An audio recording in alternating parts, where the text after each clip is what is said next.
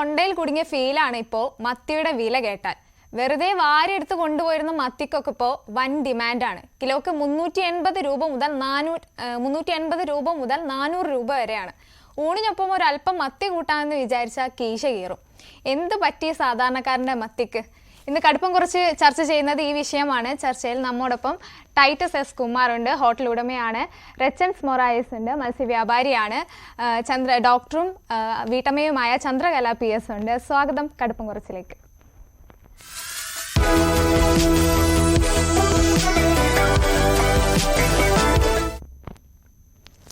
Shri Titus S Kumar, ഈ കുടുംബ budget താളം തെറ്റുന്നത് പോലെ തന്നെയാണ് ഈ മീനിനൊക്കെ വില കൂടിക്കഴിഞ്ഞാൽ ഹോട്ടൽ വ്യാപാരത്തിലും വലിയ പ്രശ്നങ്ങളാണ് ഉണ്ടാക്കാൻ പോകുന്നത്. അപ്പോൾ നിങ്ങൾക്ക് കിട്ടുന്ന വിലയും അത് വിൽക്കുന്ന വിലയും ഒക്കെ ഒരു പ്രശ്നമാണ്. എന്ത് തോന്നുന്നു കച്ചവടമൊക്കെ? കേൾക്കാമോ? ഹലോ, കേൾക്കാം, പറഞ്ഞോളൂ.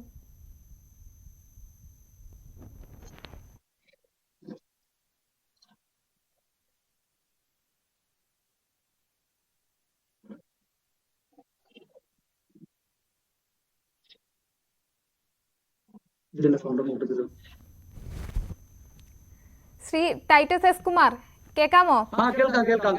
ഈ മത്തിക്കൊക്കെ ഇങ്ങനെ വില കൂടുമ്പോ സാധാരണ കുടുംബ ബഡ്ജറ്റ് താളം തെറ്റുന്ന പോലെ തന്നെയാണ് ഹോട്ടൽ വ്യാപാരത്തെയും അത് വലിയ രീതിയിൽ ബാധിക്കുന്നുണ്ട്. അപ്പൊ എങ്ങനെ പോകുന്നു ഇപ്പൊ കച്ചവടമൊക്കെ? കിട്ടുന്ന വിലയും വിൽക്കുന്ന വിലയും തമ്മിലുള്ള ഒരു പ്രശ്നമൊക്കെ ഉണ്ടല്ലോ, എങ്ങനെ പോകുന്നു? ഇത് നമ്മളുടെ ഈ തെക്കൻ കേരളത്തില് ചാള വളരെ എന്താ പറയുന്നത്, ഒഴിവാക്കാൻ പറ്റാത്ത ഒരു സൈഡ് ഡിഷാണ്. നമ്മളെ പോലെ റെസ്റ്റോറന്റുകളിൽ ഊണിനൊപ്പം ഈ സമയങ്ങളിൽ മത്തിക്കറി, മത്തി ഫ്രൈ, ഇവിടെ ഇത് ചാള അല്ലെങ്കിൽ മത്തി എന്നാണ് നമ്മൾ തെക്കൻ കേരളത്തിൽ പറയുന്നത്. ഒഴിച്ചുകൂടാൻ പറ്റാത്തൊരു സാധനമാണ് ഈ നമ്മളുടെ മത്തിക്കറി. അപ്പോ ഈ ഇടയ്ക്ക് ഞങ്ങളുടെ റെസ്റ്റോറന്റ് തുറന്നത് കൊല്ലം ഹാർബറിനോട് ഏറ്റവും ചേർന്ന് നിൽക്കുന്ന റെസ്റ്റോറന്റാണ്. കൊല്ലം ഹാർബറിനോട് ഏറ്റവും ചേർന്ന് നിൽക്കുന്ന റെസ്റ്റോറന്റാണ്. ഹാർബറിൽ നിന്ന് നമ്മൾ നേരിട്ട് ലേലത്തിന് മത്സ്യത്തൊഴിലാളികളിൽ നിന്ന് എടുക്കുമ്പോൾ പോലും ഹാർബറിലെ വില പോലും നമുക്ക് 300-320 വരെ പോകുന്നുണ്ട്. അത് ഓപ്പൺ മാർക്കറ്റിലേക്ക് ചെല്ലുമ്പോൾ 400 രൂപ വരെ വന്നിട്ടുണ്ട്. എങ്കിൽ ഇപ്പോ ഞങ്ങൾക്ക് ലഭിക്കുന്ന വില ഒരു 300-320 രൂപയ്ക്കാണ് ഞങ്ങൾക്ക് ഒരു മത്തി കിട്ടുന്നത്.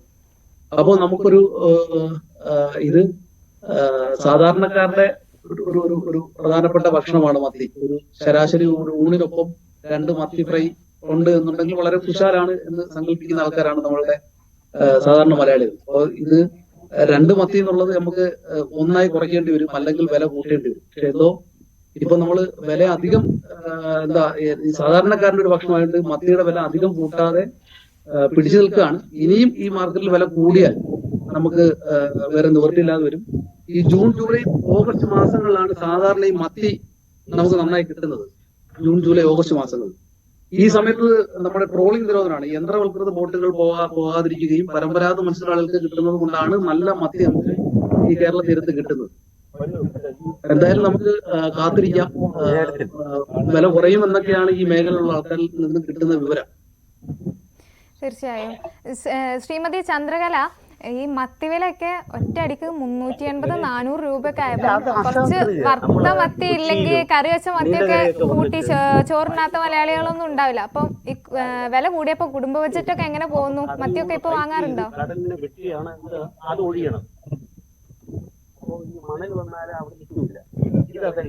വളരെ ഇഷ്ടമുള്ളൊരു മത്സ്യമാണ്. അപ്പോ വില കൂടിയപ്പോ നമുക്ക് മുമ്പ് വാങ്ങിക്കുന്ന പോലെ അത്രയും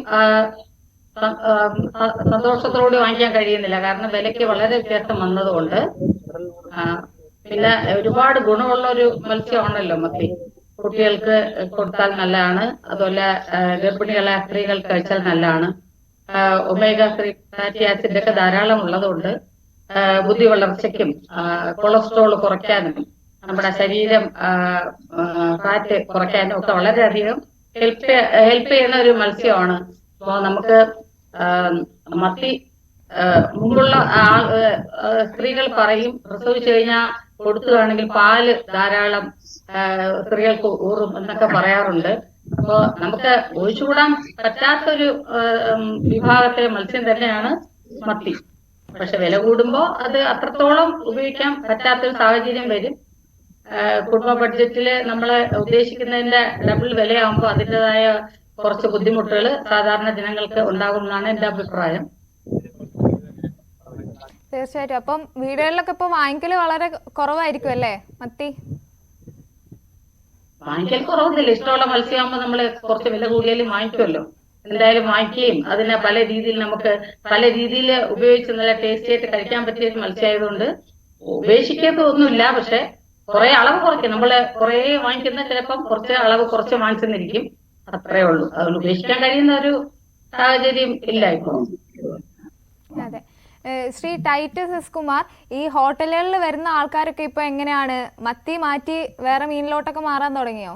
മത്തി ഫ്രൈ വാങ്ങുന്നതിന് സോഷ്യൽ മീഡിയ ഏറ്റെടുത്തൊരു മത്സ്യമായി മാറി മത്തി. അതുകൊണ്ട് നേരത്തെ നമുക്ക് നന്നായി പോയിക്കൊണ്ടിരുന്നത് ചെമ്പല്ലി, അമൂറ് അല്ലെങ്കിൽ ആവോലി പോലുള്ള മീനുകളായിരുന്നെങ്കിൽ, നെമ്മീൻ പോലുള്ള മീനുകളായിരുന്നെങ്കിൽ ഇപ്പോൾ വരുന്ന എല്ലാവരും ആവശ്യപ്പെടുന്ന മത്തിയാണ്.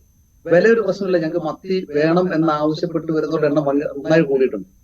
അതുകൊണ്ട് ഞങ്ങളിപ്പോ എല്ലാ ദിവസവും നേരത്തെ ഉച്ചയ്ക്ക് മാത്രമായിരുന്നു, ഊണിനൊപ്പമായിരുന്നു മത്തി ഫ്രൈ എങ്കിൽ വൈകുന്നേരങ്ങളിൽ നമുക്ക് വലിയ ചെമ്പല്ലി, ആവോലിയൊക്കെ ആയിരുന്നെങ്കിൽ ഇപ്പൊ നമ്മള് വൈകുന്നേരം മത്തി ഫ്രൈ നമ്മളുടെ വിഭവത്തിന്റെ കൂടെ ചേർത്തിരിക്കുക.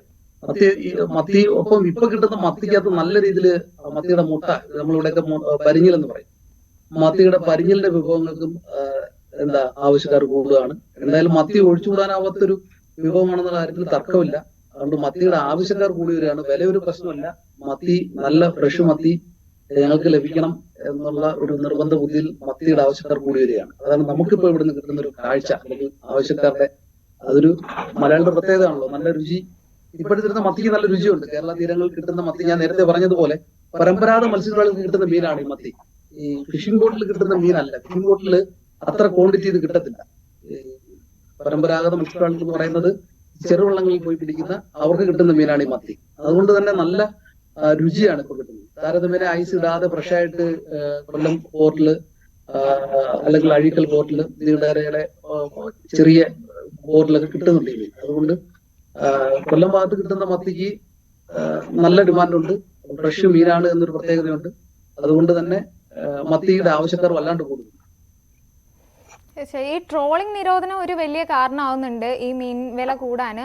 അതോടൊപ്പം തന്നെ ഈ കടലിലും മറ്റൊക്കെ ഉണ്ടാകുന്ന ഈ കാലാവസ്ഥാ വ്യതിയാനങ്ങൾ ഒരു വലിയ കാരണമാണ്. ഈ മത്സ്യത്തൊഴിലാളികളിൽ നിന്ന് നേരിട്ട് മീൻ വാങ്ങുമ്പോൾ അത്തരത്തിൽ അവരുടെ ഈ മീൻ പിടിക്കാൻ പോകുമ്പോഴുള്ള മീനിനെ കിട്ടാനുള്ള ബുദ്ധിമുട്ട്, അങ്ങനത്തെ അനുഭവങ്ങൾ വല്ലതും പറഞ്ഞിട്ടുണ്ടോ?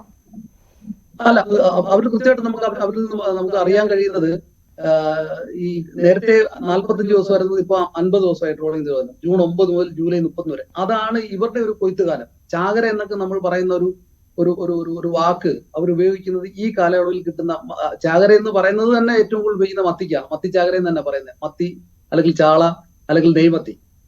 അപ്പോ ഈ ചാകര എന്ന് പറയുന്ന ഒരു സമയമായിരുന്നു ഇത്. ഈ പറഞ്ഞ ഞാൻ നേരത്തെ പറഞ്ഞ ജൂൺ, ജൂലൈ, ഓഗസ്റ്റ് മാസങ്ങളിലാണ് ഈ മത്തി ചാകര എന്ന് തോനെ അളവിൽ അധികം കിട്ടുമ്പോഴാണ് ഇതിന്റെ ചാകര എന്ന് പറയുന്നത്.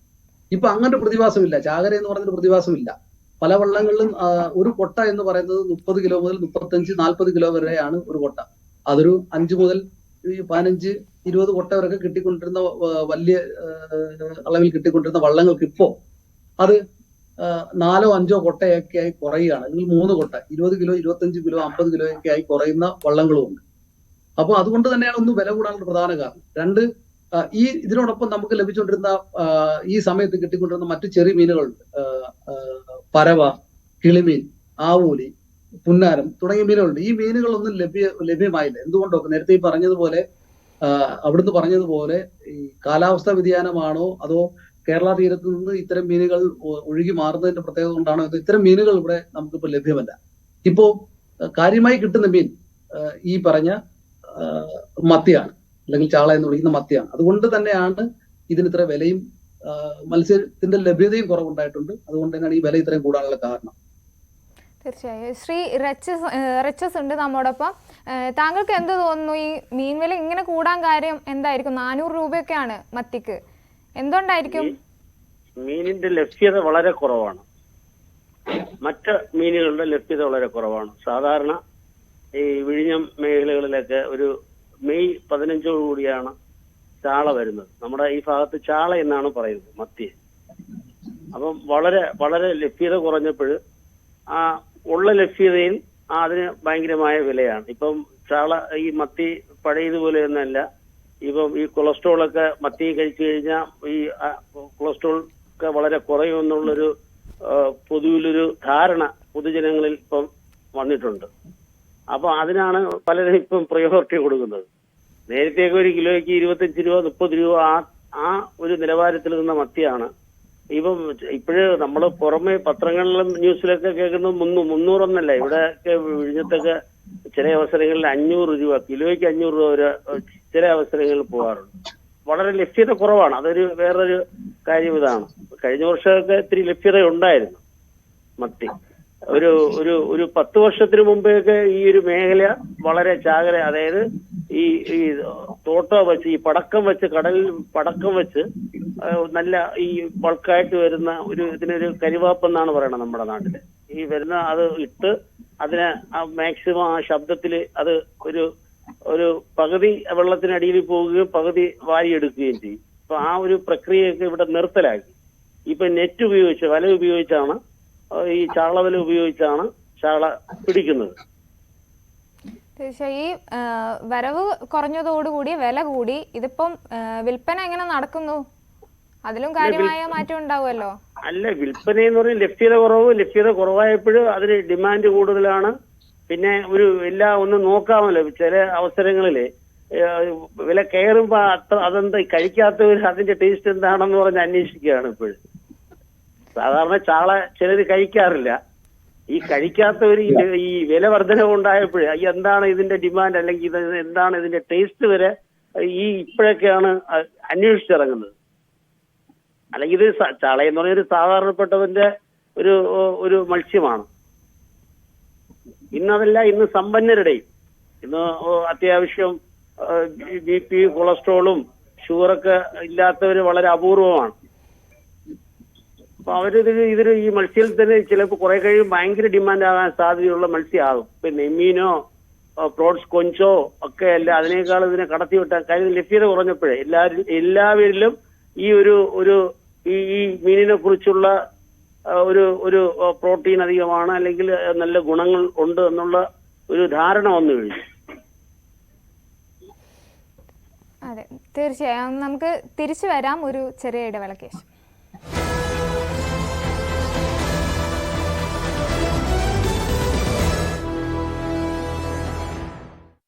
UDF നേതൃയോഗം ഉണ്ടായിരുന്നു. അതിൽ അദ്ദേഹം പങ്കെടുത്തില്ല. തിരുവനന്തപുരത്തുണ്ടായിട്ടും ആ സമയത്തൊക്കെ തന്നെ പ്രാദേശിക നേതാക്കളുമായി അദ്ദേഹം കൂടിയാലോചനകൾ നടത്തിയാണ്. അതായത് 2026 നിയമസഭാ തെരഞ്ഞെടുപ്പ് തന്നെയാണ് കെ മുരളീധരൻ ലക്ഷ്യമിടുന്നത്. അദ്ദേഹത്തിലൂടെ തന്നെ ഈ വട്ടിയൂർക്കാവ് മണ്ഡലം തിരികെ പിടിക്കുക എന്നുള്ളൊരു ലക്ഷ്യം നേതൃത്വത്തിനുണ്ട്. പക്ഷേ അതിന് ഒരു പടി മുന്നേ തന്നെ കെ മുരളീധരൻ മണ്ഡലത്തിൽ ഇറങ്ങി സജീവമായ പ്രവർത്തനങ്ങൾക്ക് ചുക്കാൻ പിടിക്കുന്നു.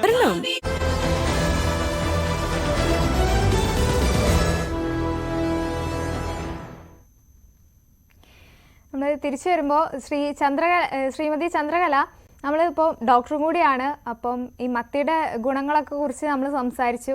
അതുപോലെ മറ്റൊരു മീനെ പറയാൻ പറഞ്ഞ ഏതായിരിക്കും? ഒന്ന് റീപ്ലേസ് ചെയ്യേണ്ടി വന്നു കഴിഞ്ഞാൽ?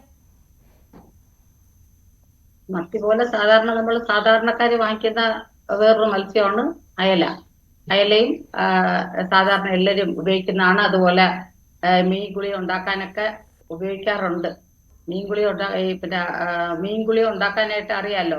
ആരോഗ്യത്തിന് കൊച്ചുകുട്ടികൾക്കൊക്കെ നമ്മൾ കൊടുക്കാറുണ്ട്. ബുദ്ധി വളർച്ചയ്ക്കും പല്ല് ഒക്കെ ശക്തിപ്പെടാനും ഒക്കെ ആയിട്ട് നമ്മൾ മീൻ ഗുളിയെ കൊടുക്കാറുണ്ട്. സ്കിന്നിന്റെ വളരെ നല്ല ടെക്സ്ചർ കൊടുക്കും.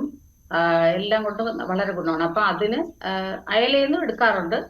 അതുപോലെ എനിക്ക് തോന്നുന്നു ടൂണ എന്ന് പറഞ്ഞ മീനിൽ നിന്നും മീൻ ഗുളിക്ക് വേണ്ടി മീനെ എടുക്കും തോന്നുന്നു. മീനെ ഗുളിക എന്നാണ് പറയുന്നത് മലയാളത്തില്. അത് സാധാരണ മത്സ്യം എന്ന് പറയുമ്പോൾ അയല അതുപോലെ മത്സ്യമാണ്. അതുപോലെ കൊഴിയാള സാധാരണക്കാര് വാങ്ങിക്കുന്ന മത്സ്യമാണ്, ചെറിയ മത്സ്യമാണ്.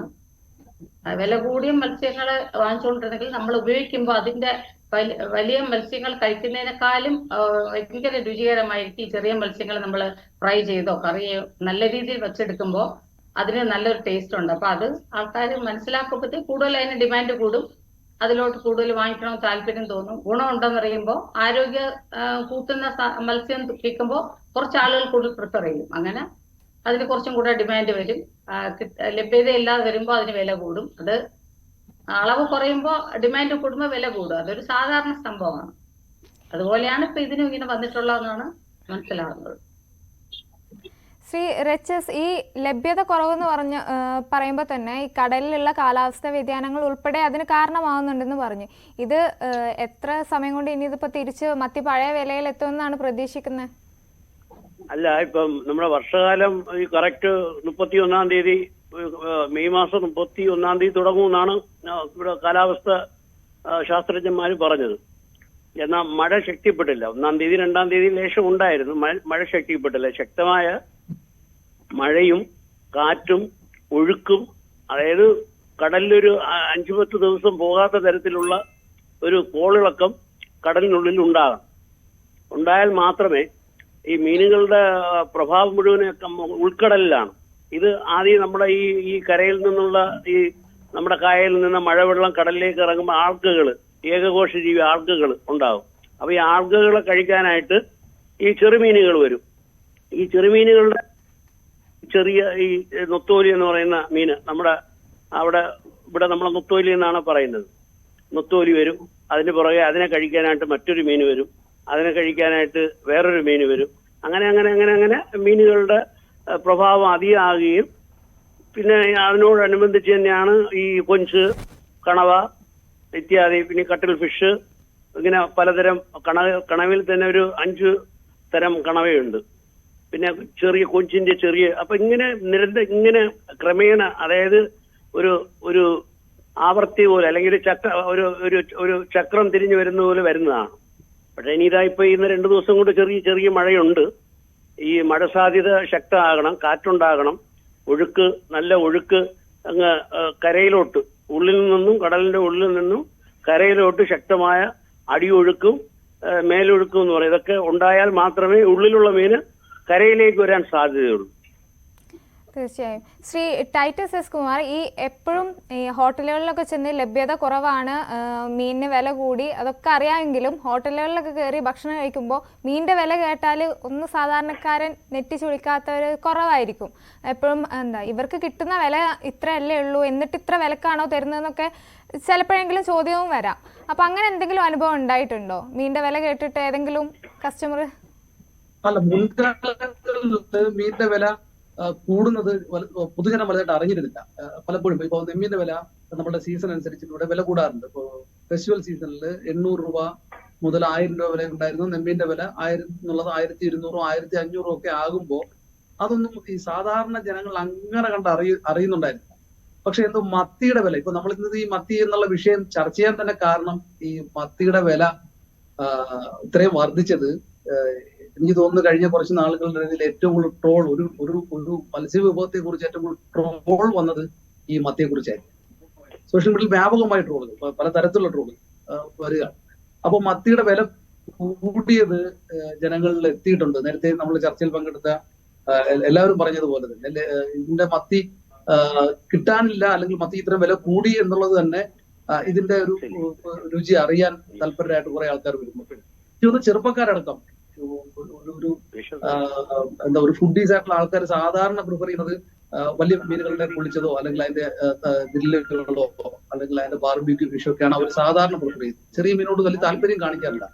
ഞങ്ങളുടെ ഒരു 4 വർഷത്തെ എക്സ്പീരിയൻസിൽ, ഞങ്ങൾ സീ ഫുഡ് അഗ്രസീവായിട്ട് ചെയ്യുന്ന റെസ്റ്റോറന്റ് ആണ്. അപ്പൊ 4 വർഷത്തെ എക്സ്പീരിയൻസിൽ അങ്ങനെ യൂത്ത് ഒന്നും വലുതായിട്ട്, അല്ലെങ്കിൽ ഈ ഫുഡീസ് ആയിട്ടുള്ള ആൾക്കാർ വലുതായിട്ട് പ്രിഫർ ചെയ്യാറില്ല. പക്ഷെ ഇപ്പോ ഈ മത്തി ഈ ഫുഡീസ് ആയിട്ടുള്ള ചെറുപ്പക്കാർ വരെ വന്ന് ചോദിക്കുകയാണ് മത്തി ഉണ്ടോ എന്ന് ചോദിച്ചിട്ടാണ് അവര് വരുന്നത്. ഞാൻ നേരത്തെ പറഞ്ഞല്ലോ, ഉച്ചയ്ക്കത്തെ ഊണിനൊപ്പമായിരുന്നു, നമുക്ക് ഊണിന് ഒഴിച്ചുകൂടാൻ പറ്റാത്തൊരു വിഭവമാണ് മത്സ്യം. ഊണിനൊപ്പം ഒരു മീനിന്റെ ചാറില്ലെങ്കിൽ നമുക്ക് വലിയ ബുദ്ധിമുട്ടാണ് മലയാളി. അപ്പൊ അതും മത്തിയാണെന്നുണ്ടെങ്കിൽ കുറച്ചുകൂടെ രസകരമാണ്. അപ്പൊ ഊണിനൊപ്പം മത്തിക്കറിയും മത്തി ഫ്രൈയും ഒക്കെ എന്നത് മാറി ഇപ്പൊ വൈകുന്നേരത്തെ വിഭവങ്ങളിലും കൂടെ ഈവനിങ് ഡിഷസിനകത്തും മത്തി ഒരു താരമായി മാറിയിരിക്കുകയാണ്. മത്തിയുടെ കുറച്ച് വെറൈറ്റീസ് ഇപ്പൊ നമ്മൾ തന്നെ ഇപ്പോ മത്തിയുടെ തവായിൽ തന്നെയുള്ള കുറച്ച് വെറൈറ്റീസ് സ്റ്റാർട്ട് ചെയ്തിട്ടുണ്ട്.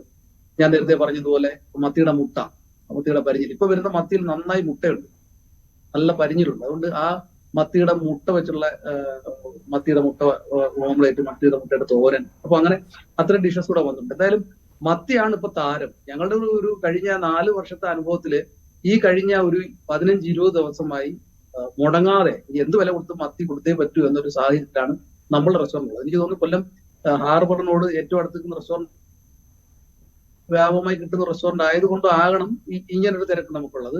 മറ്റൊരു റെസ്റ്റോറൻറ്റിലെ സാഹചര്യം കുറച്ച് വ്യത്യാസം ഉണ്ടാവും. പക്ഷെ സീ ഫുഡ് മാത്രം ഫോക്കസ് ചെയ്യുന്ന റെസ്റ്റോറൻറ്റുകളിൽ എന്തായാലും മത്തി ഇപ്പോൾ ഒരു താരമാണെന്നുള്ള കാര്യത്തിൽ തർക്കമില്ല. അത് ഹാർബറിൽ നമ്മളിത് വാങ്ങാൻ വേണ്ടി നിൽക്കുമ്പോൾ മറ്റ് ഇത്തരം ഫിഷ് വാങ്ങുന്ന ഏജന്റുമാരും അവരൊക്കെ പറയുന്നുണ്ട് ഹോട്ടലിലേക്കുള്ള ആവശ്യം വല്ലാണ്ട് കൂടിയിട്ടുണ്ട്. ഈ മത്തിയുടെ ആവശ്യക്കാർ കൂടി എന്നുള്ള കാര്യത്തിൽ യാതൊരു തർക്കമില്ല. ഒപ്പം ഈ ഇപ്പൊ കിട്ടുന്ന മത്തി നല്ല രുചിയുള്ള, ഗംഭീര രുചിയുള്ള മത്തിയാണെന്നുള്ള കാര്യത്തിലും തർക്കമില്ല. നല്ല രുചിയുണ്ട്, നല്ല രുചിയിലാണ് ഈ മത്തി ഇപ്പോൾ കിട്ടുന്നത്. അതെ, തീർച്ചയായും മത്തി തന്നെയാണ് താരം. ശ്രീമതി ചന്ദ്രകല, ഈ കുടുംബ ബജറ്റ് ആകെ കൂടി താളം തെറ്റിക്കുന്നത് തന്നെയാണ് ഈ മത്തി വില. ഡോക്ടർക്ക് എന്താണ് കൊടുക്കാനുള്ള ഒരു ടിപ്പ്? ഈ കുടുംബ ബജറ്റ് ഒക്കെ എങ്ങനെ നമുക്ക് മെയിൻറ്റെയിൻ ചെയ്ത് കൊണ്ടുപോകാം? ഓരോ സീസണും കിട്ടുന്നതായിട്ടുള്ള മത്സ്യം നമ്മൾ സെലക്ട് ചെയ്ത് വാങ്ങിക്കുവാണെങ്കിൽ നമുക്ക് ഇപ്പൊ മത്തിക്ക് വില കൂടിയിരിക്കുമ്പോൾ മറ്റുള്ള ഏതെങ്കിലും മത്സ്യങ്ങൾ കിട്ടുന്നത് അതിനേക്കാളും വില കുറഞ്ഞ് കിട്ടുവാണെങ്കിൽ നമുക്ക് അത് പ്രിഫർ ചെയ്യാൻ പറ്റും. കാരണം മത്തിക്ക് ഉള്ള ഗുണമാണ്, നമുക്ക് ഇഷ്ടമാണ്. എന്നാലും സാമ്പത്തികമായിട്ട് നമുക്ക് കുറച്ചുകൂടെ ഫേവറായിട്ട് ഒരു മത്സ്യം കിട്ടുമെങ്കിൽ നമുക്ക് അത് പ്രിഫർ ചെയ്യണം. അങ്ങനെ ബഡ്ജറ്റ് അഡ്ജസ്റ്റ് ചെയ്യാനേ പറ്റത്തുള്ളൂ. അല്ലാതെ നമ്മൾ വില കൂടിയ ഇപ്പൊ എല്ലാവർക്കും ഡിമാൻഡ് വരുമ്പോഴത്തേക്ക് അതിന് വില കൂടിയല്ലോ. അപ്പം അത് തന്നെ വേണമെന്ന് നമുക്ക് നിർബന്ധം പിടിക്കാൻ പറ്റില്ല. അപ്പം കുടുംബത്തിൽ ബഡ്ജറ്റ് അഡ്ജസ്റ്റ് ചെയ്യാൻ വേണ്ടി നമ്മൾ കുറച്ച് മാറ്റി ചിന്തിക്കണം. മുമ്പ് മത്തി ഒരു വിഭാഗം ആളുകൾ മാത്രം വാങ്ങിച്ചുകൊണ്ടിരുന്നതാണ്. ഇപ്പൊ അങ്ങനെയല്ല, എല്ലാവരും അതിന്റെ ഗുണങ്ങളും മനസ്സിലാക്കി രുചിയും മനസ്സിലാക്കി എല്ലാവരും കഴിച്ചു തുടങ്ങി. അപ്പം പിന്നെ അതിന് ഡിമാൻഡ് കൂടി, അളവ് കുറയുമ്പോൾ അതിന് വിലയും കൂടും. അതാണ് ഇപ്പൊ വന്നിരിക്കുന്ന സാഹചര്യം. അപ്പൊ നമുക്ക് കുടുംബ ബഡ്ജറ്റ് അഡ്ജസ്റ്റ് ചെയ്യാൻ വേണ്ടി നമ്മള് കുറച്ചുകൂടെ മാറി ചിന്തിക്കണം. മത്തി അല്ലാതെ എന്ത് ഉപയോഗിക്കാന്നുള്ള രീതിയിൽ ചിന്തിച്ചു നോക്കിയാലേ ബഡ്ജറ്റ് നേരെ നിൽക്കത്തുള്ളൂ എന്നാണ് എനിക്ക് തോന്നുന്നത്. തീർച്ചയായും. ശ്രീ റിച്ചസ്, എപ്പോഴും നമ്മൾ പറയാറുണ്ട് ഈ ഇടനിലക്കാർ വഴി കിട്ടുമ്പോൾ വീണ്ടും അതിന് വില കൂടുന്നു, വലിയൊരു ലാഭം അവരെടുക്കുന്നു എന്ന തരത്തിലൊക്കെ പല ആരോപണങ്ങൾ വരാറുണ്ട്. താങ്കൾക്ക് എന്ത് തോന്നുന്നു? അല്ല, ഇന്ന് നമ്മൾ കേരളത്തെ പൊതുവിലെ നല്ല മീന്, ശുദ്ധമായ മീന് എത്ര വില കൊടുത്ത് വാങ്ങാൻ തയ്യാറാണ്?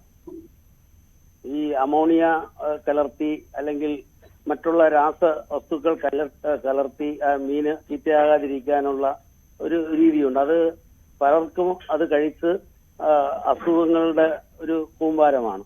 അപ്പൊ അത് ആ ഒരു ബോധവൽക്കരണം നമ്മുടെ നാട്ടിൽ പൊതുവിൽ ഉണ്ടായതിനു ശേഷം അവർക്ക് നല്ല ശുദ്ധമായ കടലിൽ നിന്ന് ഫ്രഷായിട്ട് കിട്ടുന്ന, ഐസ് മാത്രം വെച്ച് കിട്ടുന്ന അല്ലെങ്കിൽ ഐസ് വെക്കാതെ കിട്ടുന്ന ആ മത്തി എത്ര രൂപ, മത്തി എന്നല്ല എന്ത് മീനും എന്തും കൊടുത്ത് വാങ്ങാനുള്ള ബഡ്ജറ്റ് പൊതുവിൽ നമ്മുടെ കേരളത്തിലെ ജനങ്ങളിൽ അതുണ്ട്. പണ്ട് അങ്ങനെയല്ല, അവര് അതിനെക്കുറിച്ച് കൂടുതൽ അവയർനെസ് ഒന്നും ഇല്ലായിരുന്നു. ഇപ്പം മറ്റുള്ള ഈ മഹാരാഷ്ട്രയിൽ നിന്നും ആന്ധ്രയിൽ നിന്നും ബംഗാളിൽ നിന്നൊക്കെയുള്ള ഇൻസുലേറ്റർ വണ്ടിയിൽ 1 മാസം 1.5 മാസം പഴക്കമുള്ള ഐസ് ഇട്ട് അതിനകത്ത് മീന് ഐസിലിരുന്നാൽ ഒരു 3 ദിവസം ഇരിക്കും ഫ്രഷായിട്ട്. അത് കഴിഞ്ഞ് 1 ആഴ്ച 2 ആഴ്ച 3 ആഴ്ച ഇരിക്കാനുള്ള തരത്തിലുള്ള ഇന്ന് കെമിക്കലൊക്കെ ഉണ്ട്. പക്ഷെ അത് നമ്മൾ അറിയുന്നില്ല. അപ്പം ഫ്രഷ് മീൻ പോലെ ഇരിക്കും. അപ്പൊ അത്തരം മീനുകൾ ആൾക്കാർ എത്ര വില കുറച്ച് കിട്ടിയാലും ഇപ്പൊ വാങ്ങാൻ സന്നദ്ധരില്ല. അവർക്ക് വിശ്വാസമുള്ള ഒരു വ്യക്തിയുടെ കയ്യിൽ നിന്നോ ഒരു ഷോപ്പിൽ നിന്നോ അല്ലെങ്കിൽ വിഴിഞ്ഞത്ത് തന്നെ, നമ്മൾ തിരുവനന്തപുരത്തിന്റെ അറിയാമല്ലോ തീരമാണ്, ഇത് ഉദ്യോഗസ്ഥരൊക്കെ അവര് ഒരു 10-300 രൂപ പെട്രോൾ ചെലവാക്കി കാറിലിറങ്ങി 10-500-600 രൂപ കാറിൽ പെട്രോൾ ചെലവാക്കി കടപ്പുറത്ത് വന്ന് ഡയറക്റ്റ് വന്ന് ലേലം ചെയ്ത് ചിലപ്പോൾ ഒരു 500 രൂപ 1000 രൂപയുടെ മീൻ വാങ്ങാനാണ് അവർ 500 രൂപ അല്ലെങ്കിൽ ഇന്ധനത്തിന് വേണ്ടി ചെലവഴിക്കുന്നത്. അപ്പൊ അവർക്ക് വേണ്ടത് കൃത്രിമമില്ലാത്ത നല്ല ഒറിജിനലായ ഫ്രഷായ മീൻ. അപ്പൊ വെള്ളം അവിടെ നമ്മുടെ ഫിഷ് ലാൻഡിങ് സെന്ററിൽ അണയുമ്പോൾ അവിടെ തന്നെ ലൈവായിട്ട് തന്നെ കൊണ്ട് ലേലം ചെയ്യുകയാണ്. അപ്പൊ അതിൽപ്പോ അവർക്ക് വേറെ വിശ്വാസം വേറെ ഇല്ല. അപ്പം കാശധികമായാലും നല്ല ശുദ്ധമായ മീൻ കഴിക്കണമെന്നുള്ള ഒരു പ്രയോറിറ്റി പൊതുജനങ്ങളിൽ ഇപ്പം പൊതുവിലുണ്ട്. തീർച്ചയായും. അങ്ങനെ നമ്മുടെ ചർച്ചയുടെ സമയം ഇവിടെ പൂർണ്ണമാവുകയാണ്. എന്തായാലും സാധാരണക്കാരൻ്റെ മത്തീനെ മലയാളി അങ്ങനെ ഇങ്ങനെ ഒന്നും കൈവിടില്ല. പോഷക സമൃദ്ധമായ മത്തീനെ എന്നും കൂടെ ഉണ്ടാവും. വില കുറയൊന്നും പ്രതീക്ഷിക്കാം. നമ്മോടൊപ്പം ചർച്ചയിൽ ഉണ്ടായിരുന്നത് ടൈറ്റസ് എസ് കുമാർ, റിച്ചസ് മൊറായിസ്, ഡോക്ടർ ചന്ദ്രകല PS. നന്ദി. കടുപ്പം കുറച്ച് പൂർണ്ണമാകുന്നു. നമസ്കാരം.